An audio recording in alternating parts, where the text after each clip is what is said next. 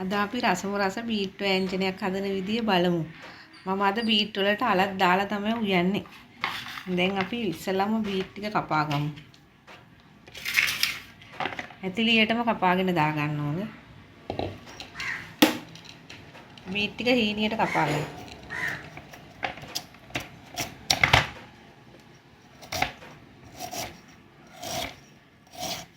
Beat වලට අල දාලා ඇදුවම රසයි. මෙහෙම හීනියට කපා ගන්න.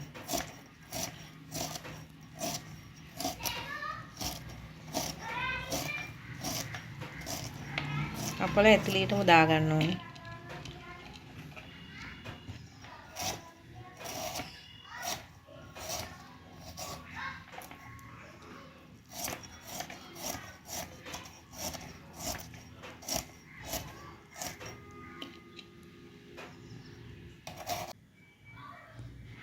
දැන් මම බීට් ටික කපලා ඉවරයි. දැන් මම අල ගෙඩිය කපා ගන්නවා. අල ගෙඩියක් විතර අරන් තියෙන්නේ. මම බීට් 250ක් අරන් තියෙන්නේ. අල ගෙඩිය පොඩියට කපා ගන්න.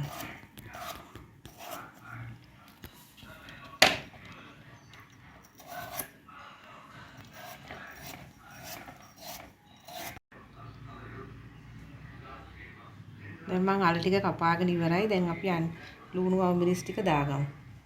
මුලින්ම මම දාගන්නවා කරපිංචා.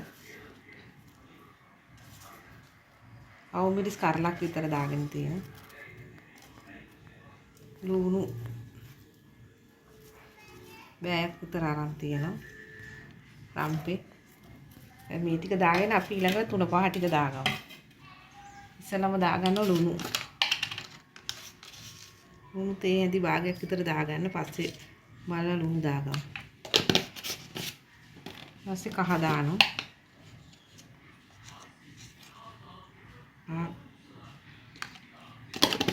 තේ ඇඳි කාලක් විතර දාගන්න. මිරිසුත් තේ ඇඳි භාගයක් විතර දාගන්න.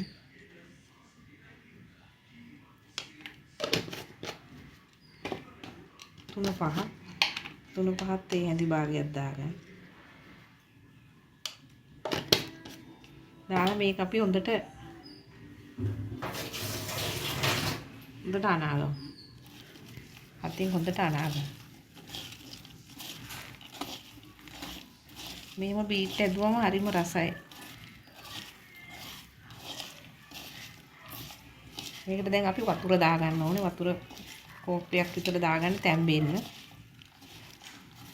පස්සේ තමයි අපි තෙල් දාගන්නේ. ඊට පස්සේ වතුර කෝප්පයක් විතර දාගන්නවා මම.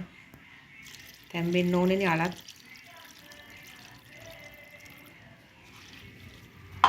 මේක ඊට පස්සේ අපි ලිපේ තියාගමු.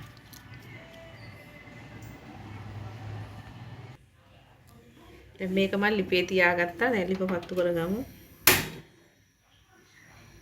මේක විනාඩි 5ක් විතර වගේ තැම්බෙන්න ඕනේ. මේ වහන්න එපා. පියරින් වැව්වම මේ බීට් කළු පාට වෙනවා. මේ විදිහට විනාඩි 5ක් විතර තියමු. දැන් මේ විනාඩි 5කට පස්සේ වතුර ටික ඔක්කොම හොඳට ඉබිලා තියෙන්නේ.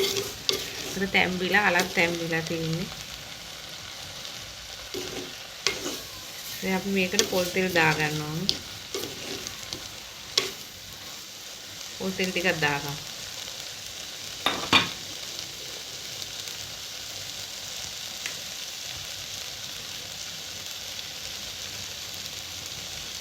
දැන් මේ විනාඩියකට පස්සේ අපි දැන් මේ කිරි දාගමු. මම මෙතන මේ අඬු කෝප්ප භාගයක් විතර අරන් තියෙන පොල් කිරි.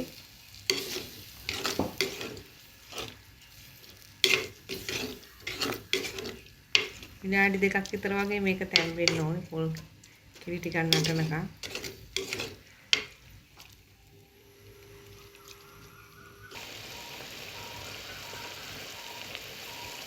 දැන් අපි මේකේ ලුණු බලමු. දැන් විනාඩි 2ක් විතර ගිහිල්ලා තියෙන්නේ. ලුණු ඇති මගේ නම්.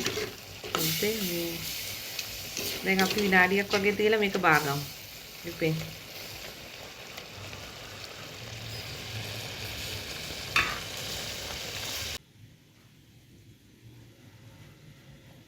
මේ මං හදපු බීට් ව්‍යංජනේ ඔගොල්ලොත් හදලා බලලා රස බලලා මට කමෙන්ට් එකක් දාන්න.